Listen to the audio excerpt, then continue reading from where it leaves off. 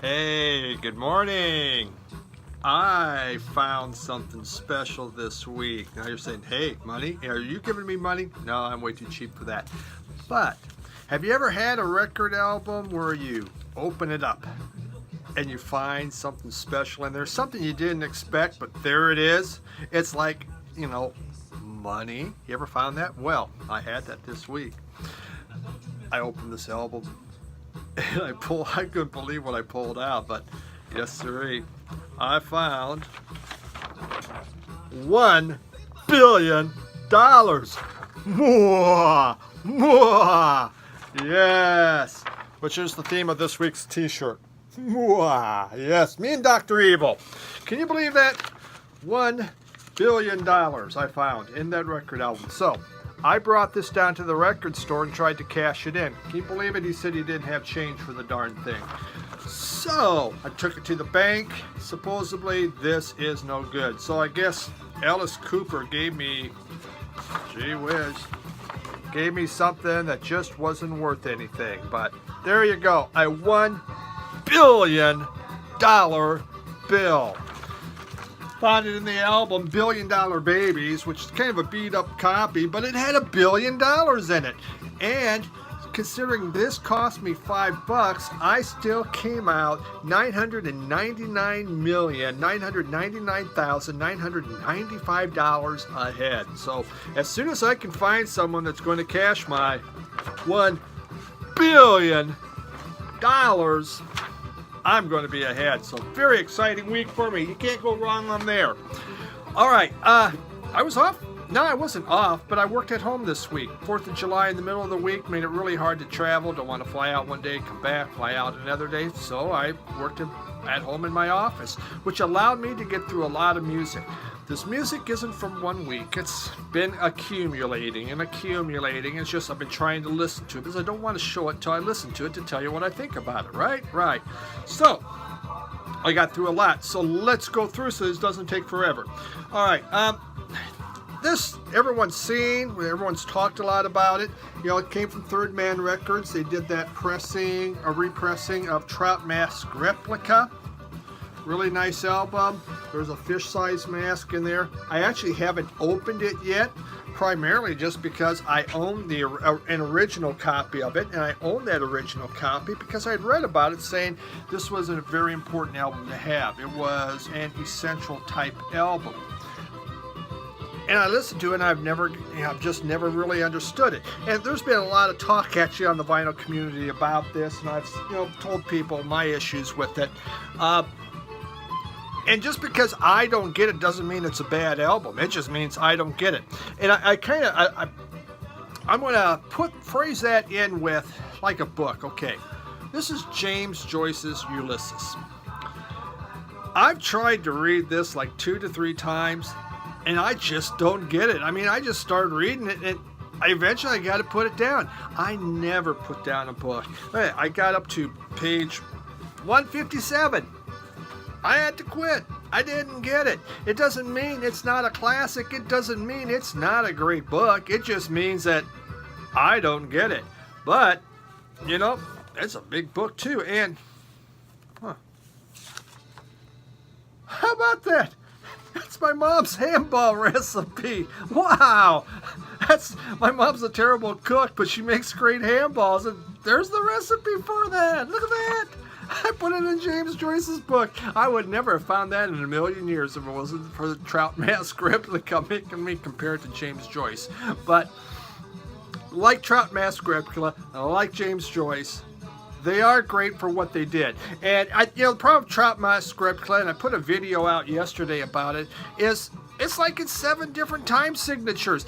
Captain Beefheart didn't know how to play an instrument, but he had an idea what he wanted, so he's telling the musicians what to do, and they're just looking and go, what? You can't do that. You can't do that. Sure you can. Why can't you do it? And so really, I think that's what makes it so essential out there is it just broke the mold of what could be done.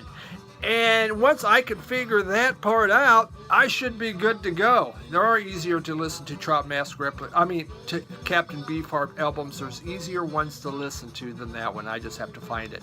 Yeah, I got a Three Stooges mug today. Again, one of my favorites. I don't own a lot of mugs, but the ones I do, I like. All right, so here we go. Got this in. It's brand new. It's Matthew Sweet. And it's Tomorrow's Daughter. Kind of goes that way, kind of goes like that. Kind of neat, isn't it?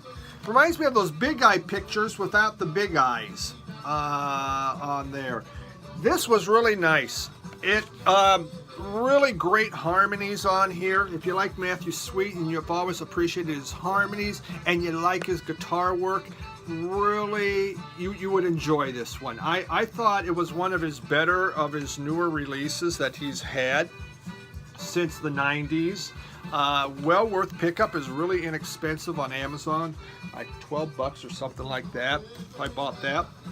There's another found this again. This was on Amazon. This is First Aid Kit, okay? And these are two young ladies from Sweden on here, and I want to make sure I get their names right. Clara and Johanna Soldenberg, okay? Wow. I like First Aid Kit. This is from 2012, and I've had it. It's The Lion's Roar. I've had it in CD, and then I saw it again. It was like $8-9, you know, for new. There, you couldn't go wrong. So I bought it. It has their hit. The one I really like is Emmy Lou, and it's about Emmy Lou. You know, it's a love song with Emmy Lou Harrison, Graham Parker, and that. There's a YouTube video with First Aid Kit singing this, and Emmy Lou's in the audience, and they brought her to tears. Heck, it brought me to tears. It's such a wonderful song. These gals do have beautiful, beautiful harmonies. I think they've had like 4 or 5 albums out there, probably 4. At least that's what I have right now, and every one of them have been great. So, folk, kind of country. First Aid Kit if you never listened to it before. All right. Thanks to the vinyl community. I got this one, Burnt Offerings from the Buddhists band, and Cat is back. Cat, come on, man, why? He's been upstairs for the last hour, then suddenly I do this. Say hi. Hi, how are you? There you go, dude. Thanks. And so I bought Buddhist Band 3, and everyone kept saying, you need to get Burnt Offering, you need to get Burnt Offering. So, all right, this, it's like 12 bucks on Amazon. Ooh, there they are. Again, for those of you that don't know them, it's an instrumental group out of New York, but it's soul, it's funk, it's rock, it's doom, kind of gloom. It's all over the place. Really interesting music. It's not something that you're going to put on if you have a really big party. This is kind of a doom party, then you might want to, but really nice listen. It's not for everybody, so sample it, but I really liked it, and I got to thank the VC community for getting me involved and enjoying that. All right, some of the more recent purchases, Chuck Berry's Golden Decade. I had Chuck Berry on CD. I got a box set for Chess on him, but I had not had any vinyl on Chuck Berry. Well, no, I take that back. I got the box sets on vinyl on there. So this was just a nice look at his hits. This was made, I believe, 1967. So it's a decade of his hits. So it has the essential Chuck Berry on here. They really sounded nice. Actually, liners notes. I really always appreciate that. So found it inexpensive. Thought I'd add it to the collection. I've been buying old Rolling Stones. I've talked about that lately. From 1965, we have Rolling Stones Now. This one here, they do a lot of soul classics are in here. There's Little Red Rooster from Willie Dixon, and Little Red Rooster is most known from Howlin' Wolf's version. They do a really good job on it too. Everybody Needs Somebody to Love. That's on here. Lieber Stolowitz. Great. A very enjoyable album, for those that want the earlier Stones. I really enjoyed that one. Also from 65, that we got this one here, Out of Your Head with the Rolling Stones. This is when the Rolling Stones, the Rolling Stone machine started. This had Satisfaction. So they've been kind of languishing out there, deciding what they want to do. Are we, are we going to be blues, soul, or whatever? The Richards Jagger Machine kicked into high gear on this one. They do have a lot of soul classics on here again, which is wonderful. I do enjoy them. You know, there's Mercy, Mercy, Mercy, Hitchhike, Last Time, How Strong My Love.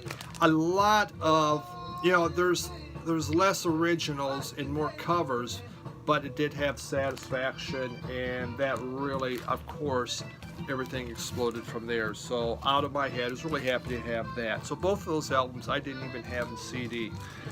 Purchased this, and you can find this pretty expensive out there. Live at Carnegie Hall, Ike and Tina Turner.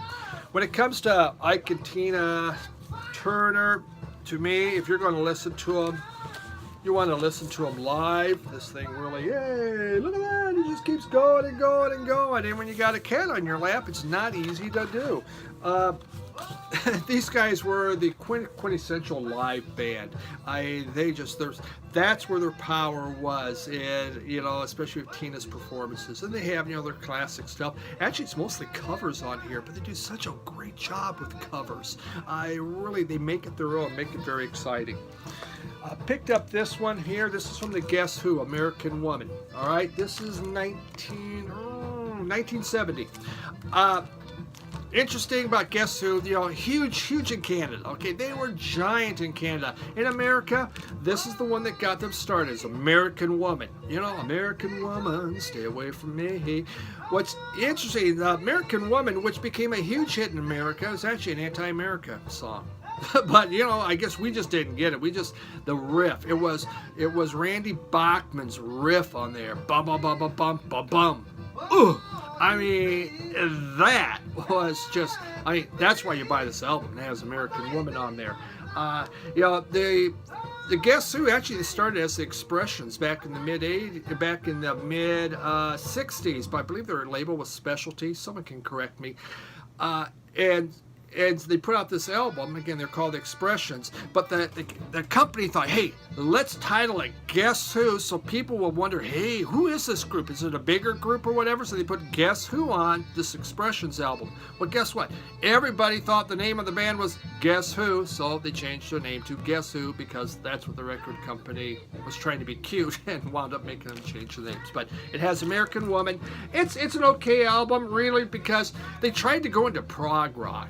And there's two songs, Talesman, and I believe there was 815, if I remember right. And it's really kind of their version of prog rock, and I thought they both kind of sucked. Personal opinion. Otherwise, it wasn't too bad. Creedence Clearwater, I've had them on CD for many, many years, and you know, I found this is a really beat up copy of it, but the vinyl's very, very good. Willie and the Poor Boys. For Creedence Clearwater, this was their fun album. Yes, they had fun albums. Now, there's Fortunate Son, which is probably their best rockin' song they ever made. It still resonates to this day. You know, that's a song that hasn't aged. But everything else, it's like a little party going on in here. Poor Boy Shuffle, Cotton Fields, the Midnight Special. You know, they do some covers on here. If you want happy Creedence, if you want party Creedence, Willie and the Poor Boys is really where it's at. Well, worth listening to. Picked up a Van Halen here. No, I don't do, you know, I saw Van Halen in concert back in 71, I believe it was, Women and Children First. What grabbed my attention is it had a poster. Yes, it had a poster. Still the original poster, and I like posters. I think they're kind of neat. You know, when I was young, they came with posters. They all went up on the wall, and which was all right because, you know what, I had to be cool, and I put them up there. I had my Chicago poster, and Lord knows where they went. So this one had a poster. Yep, sorry. There we go. We got David Lee Roth in chains, leather pants in chains. So, alrighty then. You know, I showed that one I bought a few weeks ago of Prince, you know, Prince in the Speedo. Now I got David Lee Roth in chains. You know, if I put these up, people were thinking that, you know, I got an S&M den going on down here. Really wonder, hey, what's up with that dude, man? He's really into this bondage and leather crap. But, you know what?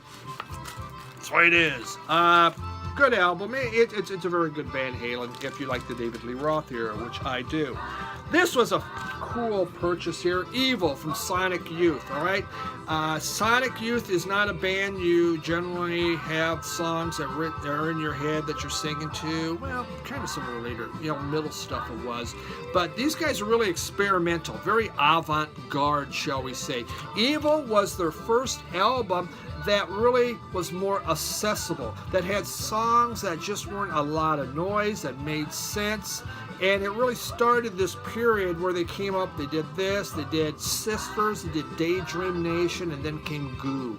And those were, by far, if you're going to sing a Sonic Youth song, chances are it's in that time period, is the songs that you're going to sing. So this kind of started it off. Really neat. I had to give a kidney to be able to purchase it, but I saw it and I just never see it out there in original pressing, and it's just, this baby's in mint condition. It's beautiful. Then I bought this other Sonic Youth one. This is my Goulston Flowers, okay, and this was done in 2000. This goes back, suddenly they go, you know what, let's go back to being avant-garde. Let's go back to being more noise. And, it was inspired by William S. Burroughs, Ginsberg. And it's not as accessible. If you don't know much about Sonic Youth, if Sonic Youth's only okay to you, do not get it, because you're just going to go, huh.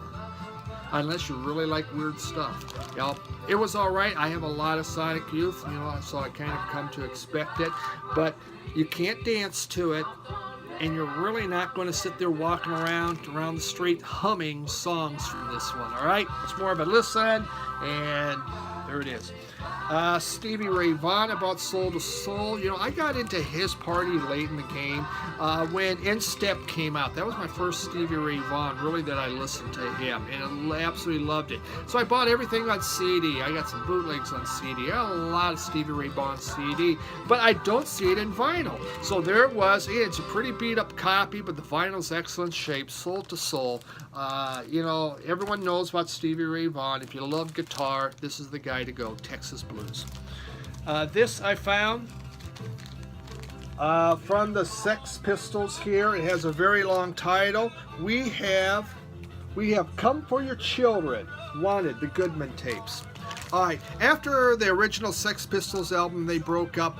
There was like a million other albums. There's all these different compilations and stuff. Some were good, some were bad. This one's pretty good. I'm going to tell you right now, it's not bad at all. There's a few bad recordings, but what's neat is they have some of the studio recordings on 4-track. So it was early on 4-track, and they're really clean. The vocals are very clear, and they were great. I totally thought it was really neat. Now they do some live stuff out there, and it's really muddy on there. They have the Bill Grundy interview on there. I didn't really need that, but the ones where they did their 4-track rehearsals, really nice. And it took those songs that came out on Nevermind the Bullocks, and it made it more it brought it down so you could hear the instrumentation better. So really like that. Hey, remember this Dr. Evil shirt? Oh, there went the cat. I just scared him off. I was just gonna, I had a cat on my lap like Dr. Evil, so hey, gonna stroke the cat. But hey, he ran away again. I moved. All right, Countdown to Ecstasy. Another really kind of a beat-up album cover, but the vinyl's beautiful in there. This was Steely Dan's second album. They say, one of the more rockier albums. Very late to the party on Steely Dan too, in the 70s, even the 80s. I didn't like them because I didn't like all the jazz stuff. Once I got into jazz, I got into them, bought everything in CD, and now I've been buying it in vinyl. I've found the importance of Steely Dan and the cool stuff they did. Again, the jazz on this one isn't as much in the others. Really great things as always. Very accessible album. If you not sure if you like Steely or Dan or not, Countdown to Ecstasy is really a nice way to go. And now the cat is sitting on my record albums. Come on, man. See? Mwah, mwah. All right, yeah, there you go. He likes videos. All right, picked up this Canned Heat one here. This is the New Age from 1973. It's a later Canned Heat. You know, I've been showing a lot of Canned Heat because I got into it. This one I did, you know, there was some really nice blues. They began to expand into some rockabilly, and a few other things. I didn't think they did as well. You know, that's the problem. Sometimes we get into a group, and this is what we like about the group. And, you know, like any musician, you want to expand, you want to go into something else, and then we don't get it. We go, but that's not why I bought you. And if it doesn't work, you go, hey, then your album sales go down. That's one of those cases for me. They were trying to do a little something more on there besides just straight blues, and in my opinion, it didn't work as well. And that's Dr. Evil's opinion too. All right, we have Neil Young's Everybody Rockin'. I showed that Wanda Jackson album. Actually, I posted on YouTube Vinyl. Someone posted a link to Kind of Fonda Wanda, one of his songs, his tribute to Wanda Jackson on there. And I went to the record store, there it was, so I bought it. You know, this was early 80s. Neil Young was kind of lost his way. He did trance, he did this. He had a bunch of these kind of marginal albums. He was just going all over the place. And kind of that early through mid 80s period, when you look at Neil Young, for the most part, a lot of people don't like as much because he's just going all over. Then he came back with Freedom, Harvest Moon, and really went into his second great period on there. So this is more rockabilly. It's mostly all covers. It's a whole 25 minutes long. So if you don't want to sit around and listen much, this is the one to go. Again, Neil Young fans probably want to have it. If you're not a big Neil Young fan, you're not going to find a lot on that one that maybe is going to interest you. Godfathers. This was a promotional pressing that came out, kind of beat up back cover on there. It came out for, this is live. It's varieties, not from one concert, it's from a bunch of different concerts. I really enjoyed this one. I thought it was great. I like the Godfathers, you know, and I'd read you what is on there, but you can see I can't tell, but I had never seen that before, and that's why I bought it. You know, it was more of a promotional item. So, all right, how about some jazz? I got this 7 Steps to Heaven from Miles Davis. Beautiful pressing on there. I was really impressed. Found this in West Virginia. This is 1963. Miles was in transition, so he was going from the band that did, you know, kind of blue to going into his next phase on here. So he had, actually it was recorded in New York and in California, so 2 different groups of session musicians on here. Ron Carter was on bass though, George Coleman was on the saxophone on there, but then New York and California had different drummers and piano players. Really nice music, very beautiful music, nothing hard to listen to. You know, it's a very nice Miles Davis album. It's kind of going in between on what he's doing and starting to transform again. And that's the beauty of Miles Davis. Dexter Gordon Go. I did have that on CD. I have this one on CD, but there's again a beautiful version on vinyl that I found. This is a reissue. It's from the early 80s. This was neat though. Kind of what sold me on the whole thing. Inside they had, it's a poster. Look at this. Is that neat? I thought this was just fascinating. And then you got the Blue Note label on there. Fascinating. I had never seen anything like that, and maybe everyone has one of those. I don't know. I didn't have one of those, so I bought that. Dexter Gordon Go, I believe an early 60s album.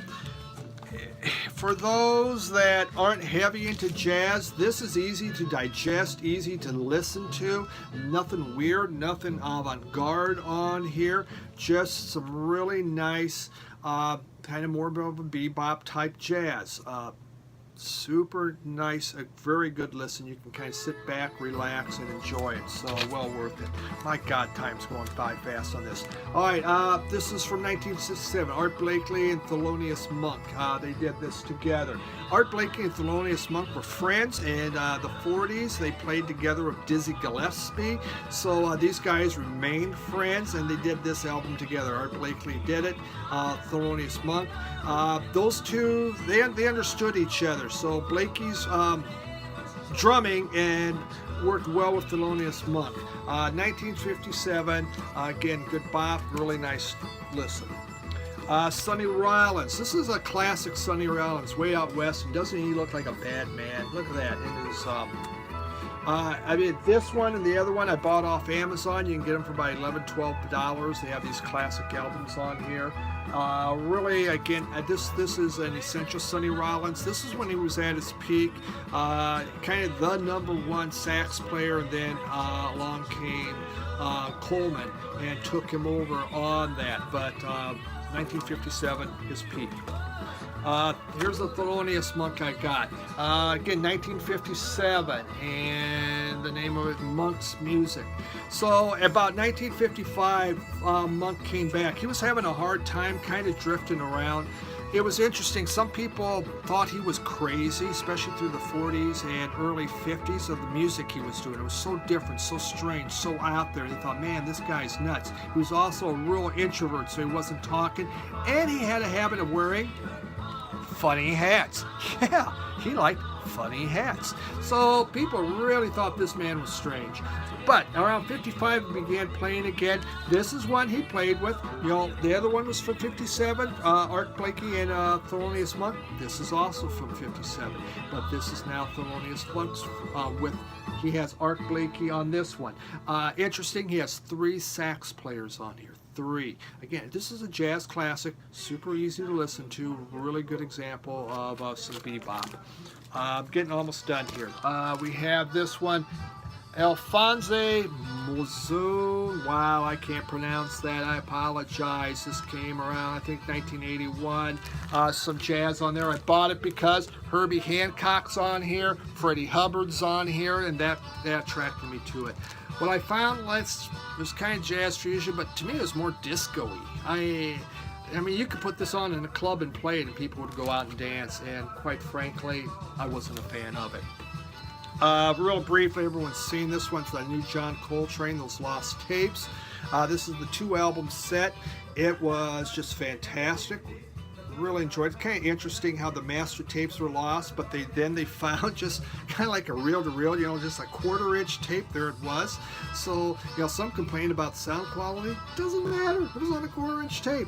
It's great music. It's from '63, and again, just shows him in transition. Obviously, it wasn't released because he didn't think it was right to be released, but for those that like jazz, it's like Holy Grail. Just about done.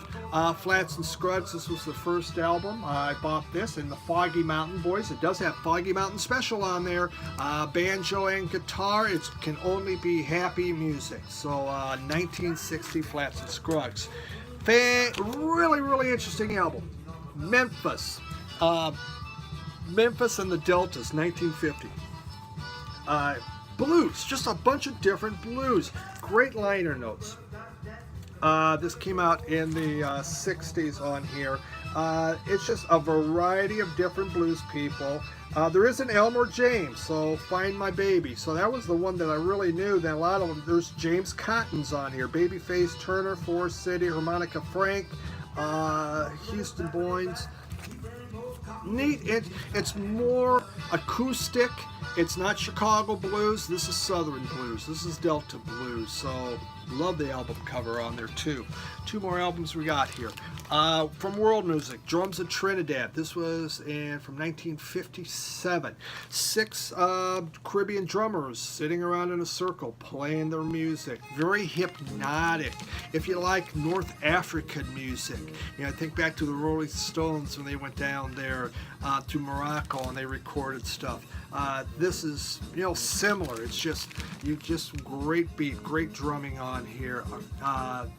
totally enjoyed this. Really nice listen. Had never seen it. Just saw it there and thought, man, I have to have this. So from Trinidad. This was recorded in Paris, though. And then the final one, Third World. I've shown some of their other reggae stuff. I found this one. I tried it. I did not like this. These guys, they really lost the reggae. They went all into soul and stuff and funk, but not in a good way. So I didn't get it. Oh man, I apologize. For those that lasted 30 minutes, God bless you, because you know, it's not easy to last 30 minutes to watch a video. That's not hard. If you did, I hope you liked what you saw on there. A lot of stuff. I'm really almost caught up now in my music. I still have a pile of CDs I'd like to show you, but I'm talking so fast right now. How could I get those in? So we'll do that another time. Thank you for watching. Hey, a bunch of new subscribers. I really do appreciate that. You know, I love music. It's my passion. So keep watching. I do appreciate what you do in that. Have a great day and cheers.